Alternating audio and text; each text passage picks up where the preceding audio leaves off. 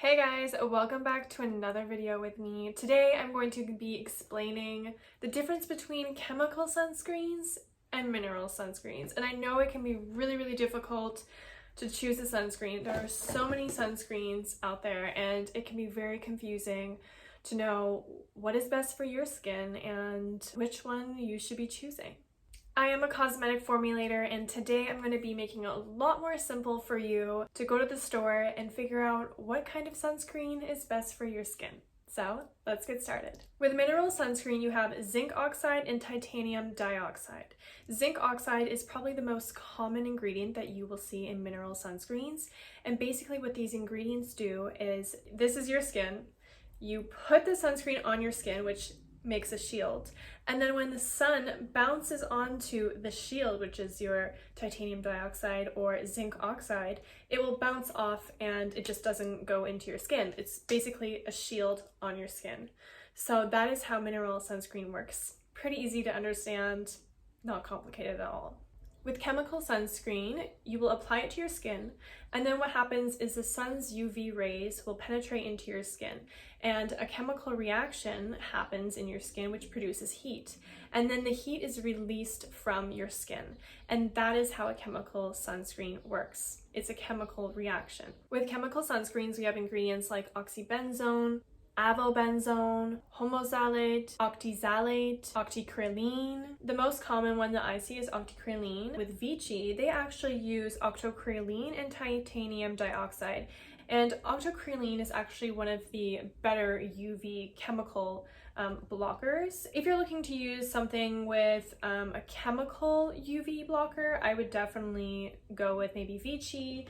There are obviously a ton of brands that have this ingredient, but I would actually try to stay away from products that have oxybenzone in them. Oxybenzone is known to be damaging for coral reefs, and it also has a bleaching effect. With chemical sunscreens, the advantage is that you can have a light sunscreen. You can basically just put it on your skin. You don't have to worry about a white cast. It's very thin, it soaks into the skin. The benefit is that it's just easier to find on the market.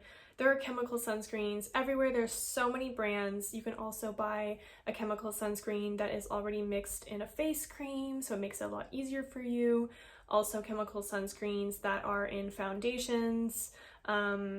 Yeah, with mineral sunscreens, you can find obviously tinted mineral sunscreens, but I wouldn't say that it would be like a full coverage thing. Mineral sunscreens are great for children because with chemical sunscreens, children sometimes will have rashes or just reactions in general to the chemicals in the sunscreen. The benefits of using a mineral sunscreen are that if you have sensitive skin, melasma, or rosacea, these are the products that you should be using. You should not be using a chemical sunscreen because a chemical sunscreen can be a little bit more irritating for the skin. Mineral sunscreens can be a little bit more challenging to find on the market. There are just a lot more chemical sunscreens. I will list actually a bunch of sunscreens that are mineral sunscreens that I think are great that you can look up and purchase. The only issues that you may run into with mineral sunscreen is that it could be quite drying for the skin. It's like putting clay on your skin. So what happens is if you put dirt or clay on your skin, it'll suck out the oils. It's great for people with oily skin, but people who have more dry skin, it can be a little bit tight or just like drying. But a lot of formulas are formulated to be quite thick and also more like on the creamy, oily side. Also, depending on the mineral sunscreen that you buy, it can give you a little bit of a white cast. So for example, I have two different kinds. This is from Boep, and they use zinc oxide. And this one I actually use quite a bit on my face. And as you can see, this one I would say is more of a sheer formula. So as you can see, it does kind of give a little cast, but it's very sheer. Whereas this is another brand over here. I think this is La Vera, yeah. And they also use zinc oxide, but let me show you the difference. Okay, so let's see this. So as you can see here, this is like a crazy white cast. To a consumer, this is definitely unacceptable. This would absolutely never work for a customer.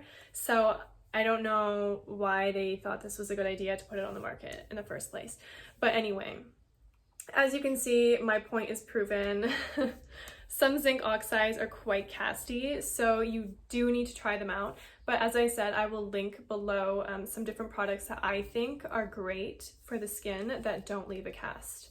With mineral sunscreen, you can put your face cream on, and then after that you will put the sunscreen, and then you will apply your makeup over top. And sometimes with mineral sunscreens, what happens is after an hour or two, your makeup starts to not pill, but it gets a little bit like, it's almost like melting off, but like in a patchy way.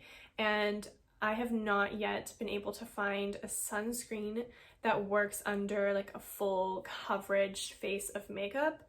I think typically in the summer, if you're going to wear a mineral sunscreen, that you should try to go with like a lightweight makeup and not something that's full face. So that's the only issue that I have run into with mineral sunscreen. But other than that, I think mineral sunscreen is much better than chemical, especially for the body. I think that the chemical sunscreen, it could be maybe not that great for the skin. I would typically use mineral sunscreen over chemical sunscreen, but it is up to you. It is your choice. And to be honest, sunscreen is better than no sunscreen at all. So I hope this video helped you. If you guys have any questions, please let me know in the comments below. And I will see you guys in my next video. Bye!